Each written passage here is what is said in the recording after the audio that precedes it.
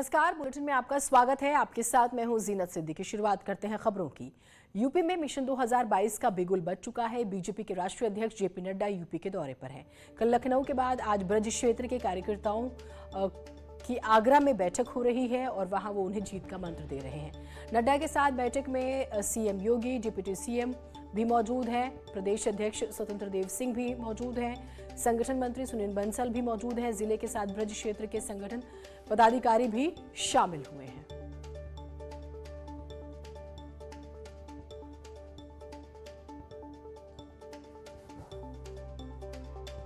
हिमांशु हमारे साथ लगातार जुड़े हुए हैं। हिमांशु, तकरीबन 1 घंटे का वक्त होने वाला है इस बैठक को शुरू हुए। कोई चर्चा, क्या खास बात हुई? कुछ अंदर खाने से छन के बाहर आया?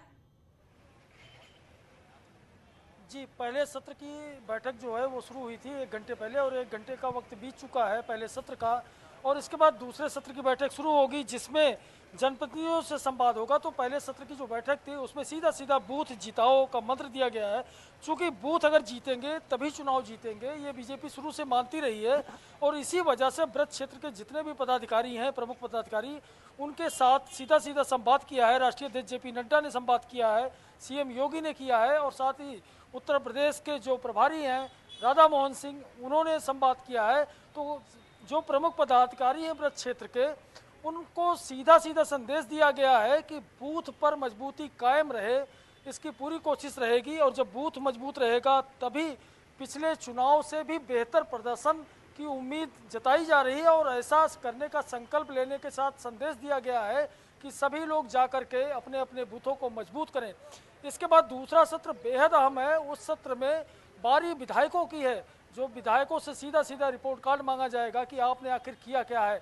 और इसी रिपोर्ट कार्ड के आधार पर यह भी तय हो जाएगा कि किसको किसको फिर से मैदान में उतारा जाएगा और किसके टिकट कट जाएंगे। इसकी भी बुनियाद यहीं से पड़ जानी है।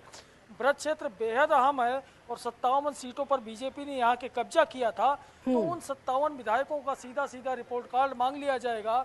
वो कितने लोकप्रिय हैं इसका सर्वे भी अलग से कराया जाएगा। लेकिन यहाँ संदेश यही दिया गया है, जो भी सरकार की योजनाएं हैं या कोरोना काल में जिस तरह से सरकार ने काम किया है उसको जनता के बीच वो लेकर के जाए, यह संदेश देना अभी बाकी है। ठीक, और ये सब आपने कोरोना काल का जिक्र किया। विधायकों का रिपोर्ट कार्ड तो तैयार हो जाएगा, जिम्मेदारियां भी जो हैं वो दे दी गई है अलग अलग क्षेत्र के नेताओं को। डॉक्टर्स को भी सम्मानित किया जाएगा। और हिमांशु, कई बार हमारी बात हुई है कि आगरा ही वो जगह है जहां सबसे ज्यादा केसेस आने शुरू हुए और बहुत ज्यादा चर्चा में रहा आगरा। यानी कि यहाँ के डॉक्टर्स को आप जो सम्मान दे रहे हैं, तो क्या मैसेज देने की कोशिश कर रहे हैं आप? ये जरा इसके सियासी मायने भी बताइए। जी, आगरा में जब सबसे पहले उत्तर प्रदेश का कोरोना मरीज आगरा में ही मिला था और पहली लहर में यहाँ स्थितियाँ बिल्कुल अच्छी नहीं थी। दूसरी लहर में यहाँ की स्थिति बेहतर रही थी, लेकिन श्री पारस हॉस्पिटल के मामले ने मटिया मेट कर दिया था पूरे के पूरे इनकी कामयाबी पर। लेकिन उसके बावजूद तमाम जगह बेहतर काम हुए। एसएन मेडिकल कॉलेज ऐसा मेडिकल कॉलेज रहा है जहां इस बार कोरोना काल में अच्छा काम हुआ है और तमाम प्राइवेट हॉस्पिटल से रेफर होकर के मरीज वहां आकर के ठीक हुए हैं। तो अब जो डॉक्टरों की लिस्ट है, जब सम्मान हो जाएगा और वहां पता चलेगा आखिर सम्मानित होने वालों की लिस्ट में कौन कौन है, क्योंकि तमाम हॉस्पिटल आगरा के कम से कम 6 से 7 हॉस्पिटल ऐसे हैं जिन पर सवालिया निशान उठे थे कोरोना काल में। और सीधे सीधे मरीजों के तीमारदारों ने आरोप लगाया था ज़्यादा धन वसूलने का। तो उस पर भी नज़र रहेगी हमारी जब लिस्ट आएगी सामने। तो यहाँ जो बैठकें पूरी संपन्न जब हो जाएंगी, तो बैठकें संपन्न होने के बाद ही हमारी टीम वहाँ पहुँचेगी। और ठीक है, अपडेट्स हम आपसे लेते रहेंगे। तो बैठक चल रही है और हिमांशु बता भी रहे थे कि एक तरफ आदेश हैं तो एक तरफ एक तरह से फीडबैक लिया जा रहा है विधायकों का।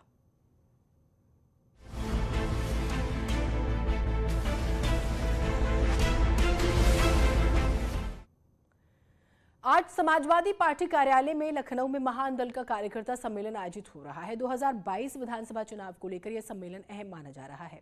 समाजवादी पार्टी अध्यक्ष अखिलेश यादव सम्मेलन में मुख्य अतिथि हैं और 2022 विधानसभा चुनाव को लेकर महान दल से समाजवादी पार्टी पहले ही समझौता कर चुकी है। अखिलेश यादव बड़े दलों के बजाय छोटे दलों के साथ हाथ मिलाने के फॉर्मूले को लेकर चल रहे हैं। इसी कड़ी में सपा ने महान दल के साथ हाथ मिलाकर राजनीतिक समीकरण बनाने की कवायद की। केशव देव मौर्य ने बीएसपी छोड़कर 2008 में महान दल का गठन किया। महान दल हर चुनाव में किसी न किसी दल के साथ मिलकर चुनाव लड़ती है, लेकिन अभी तक पार्टी का खाता नहीं खुल पाया है, चुनाव चाहे लोकसभा रहे हो या फिर विधानसभा।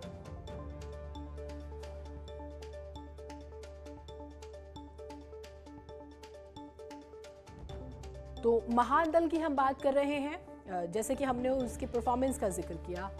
2008 में वजूद में आती है ये पार्टी। 2009 की बात करें, 14 की बात करें, 19 की बात करें, खाता नहीं खुला। लोकसभा, विधानसभा 2012 और 17 की बात करें, 12 में आप 20 सीटों पर लड़ते हैं, खाता नहीं खुलता। 17 में आप 71 सीटों पर लड़ते हैं, खाता नहीं खुलता। लेकिन 5 से 6 लाख वोट मिल जाते हैं। और कुछ एक ऐसी विधानसभा सीटें हैं जहां पर 10 से 15 हजार। तो देखिए, 10 से 15 हजार अगर आप कभी प्रत्याशियों की हार जीत का फासला निकालते हैं तो बहुत सी सीट पर तो 2-2, 3-3 वोटों का भी फासला रहता है। तो उस लिहाज से ये गठबंधन महत्वपूर्ण माना जा रहा है। मुख्यमंत्री योगी के मुलायम सिंह यादव को अंबाजान कहने पर एसपी अध्यक्ष और मुलायम सिंह के बेटे अखिलेश यादव ने निशाना साधते हुए कहा, हमारा आपका झगड़ा मुद्दों को लेकर हो सकता है। मुख्यमंत्री को अपनी भाषा पर संतुलन रखना चाहिए, वरना वो भी अपने पिताजी के लिए उसी तरह की भाषा सुनने के लिए तैयार रहें जैसी मेरे पिताजी के लिए बोलते हैं। अब यूपी सरकार के प्रवक्ता सिद्धार्थनाथ सिंह ने अखिलेश पर पलटवार किया। कहा, अखिलेश को डैडी कहने में एतराज नहीं होता, अब्बा तो उर्दू का मीठा शब्द है, उनको बताना चाहिए कि उस उर्दू के इस शब्द से उनको इतनी नफरत क्यों है।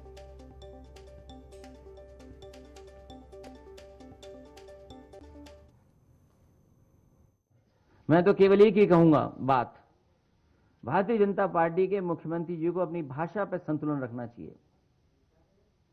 कल मैंने इंटरव्यू सुना है, हमारा आपका मुद्दों पे झगड़ा हो सकता है, लेकिन अगर हमारे पिताजी के लिए कुछ कह रहे हो तो तैयार रहना, अपने आपके पिताजी के लिए भी मैं कुछ कह दूंगा।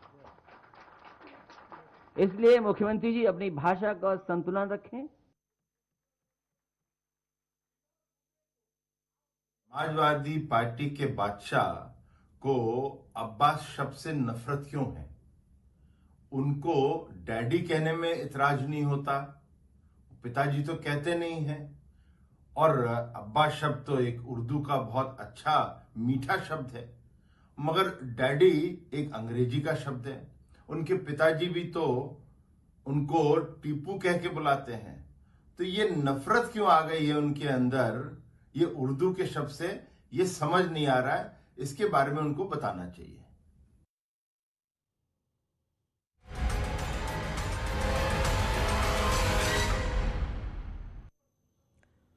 यूपी के 4 जिलों में सड़क हादसे हुए, 4 अलग अलग जगहों पर।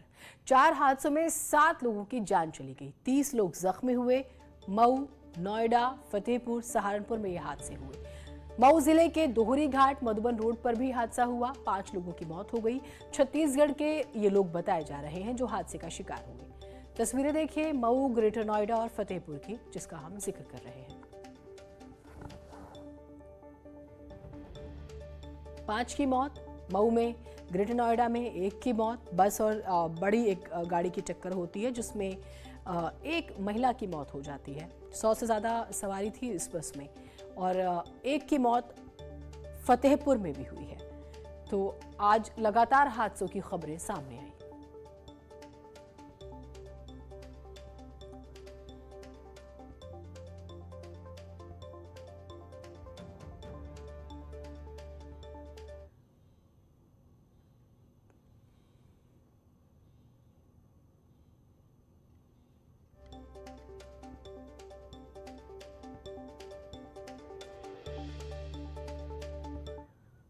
तो अलग अलग हादसे हुए। ग्रेटर नोएडा में हादसा हुआ, ट्रक की बात करेंगे। ट्रक और बस की टक्कर होती है जिसमें एक महिला की मौत हो जाती है, 24 लोग घायल हो जाते हैं। यह हादसा ईस्टर्न पेरिफेरल एक्सप्रेसवे पर होता है। बस में 100 से ज्यादा यात्री सवार थे, 24 जो है वो घायल है, 1 की मौत हो गई और जो घायल है उन्हें अस्पताल भेजा गया है। तो ये तस्वीर ग्रेटर नोएडा की, क्योंकि आज हादसे हुए, 7 लोगों की मौत हुई है और तकरीबन 30 लोग जो हैं वो घायल हुए हैं।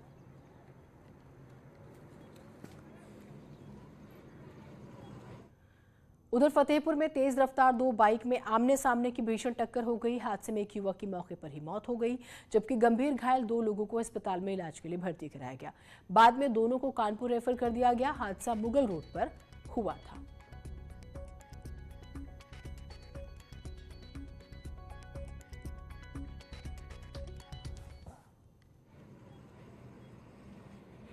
घटना में चोटिल होकर एक व्यक्ति मृत अवस्था में, दो व्यक्ति घायल अवस्था में अस्पताल लाए गए। घायलों को प्राथमिक उपचार के बाद हायर सेंटर रेफर कर दिया गया।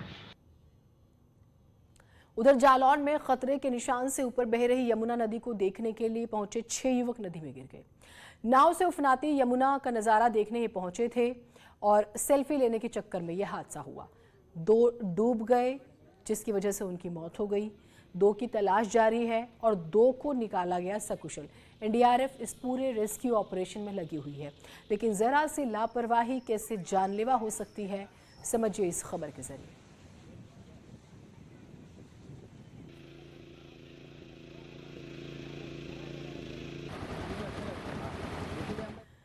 देहरादून से खबर आ रही है। आज तीलू रौतेली पुरस्कार को लेकर कार्यक्रम का आयोजन किया जा रहा है। सीएम पुष्कर सिंह धामी कार्यक्रम में मौजूद है।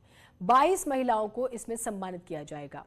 और वो कौन सी महिलाएं होंगी जिनका बड़ा योगदान है सामाजिक क्षेत्र में, आर्थिक, राजनीतिक क्षेत्र में बेहतरीन काम जिन्होंने किया होगा, उन्हें इस पुरस्कार से नवाजा जाएगा। तो ये तस्वीरें हम आपको दिखा रहे हैं। 22 जो महिलाएं हैं उनका चयन किया गया है। आप रेखा आर्य मंत्री जो है उन्हें देख रहे हैं उत्तराखंड सरकार में, और मुख्यमंत्री पुष्कर सिंह धामी ही इन महिलाओं को सम्मानित करेंगे।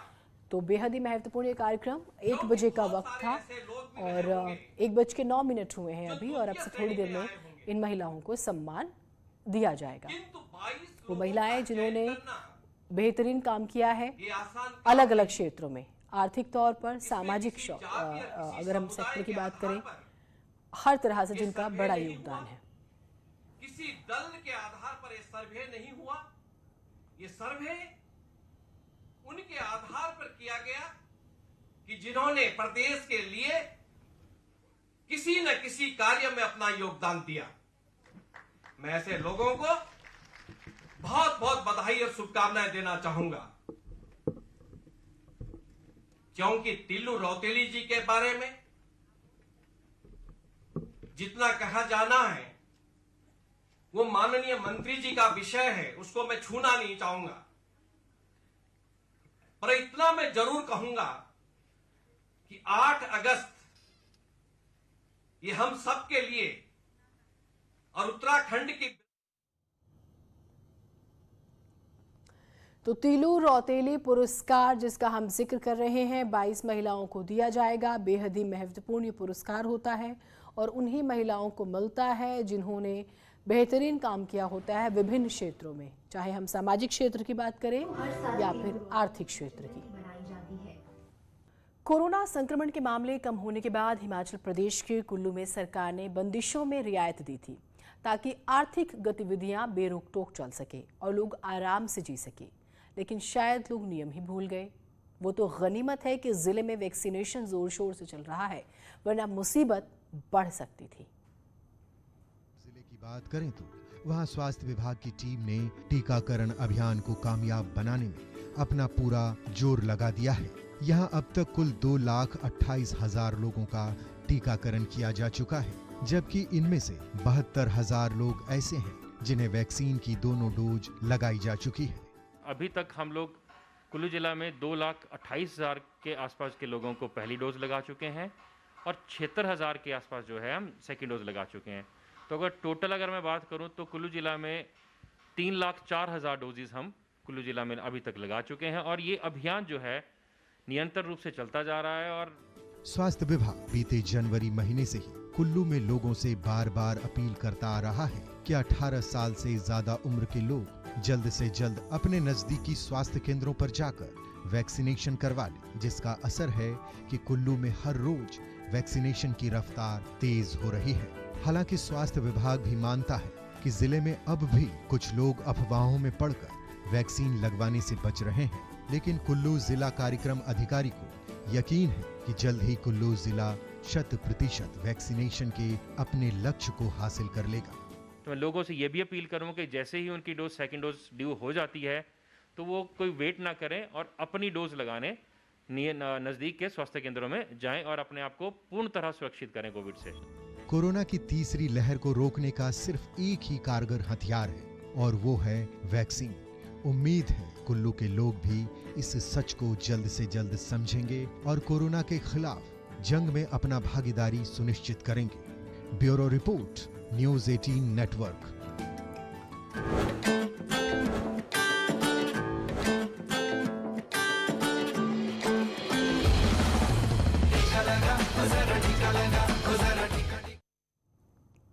चलिए एक छोटा सा ब्रेक ले रहे हैं। ब्रेक के बाद खबरें देखिएगा उत्तराखंड से।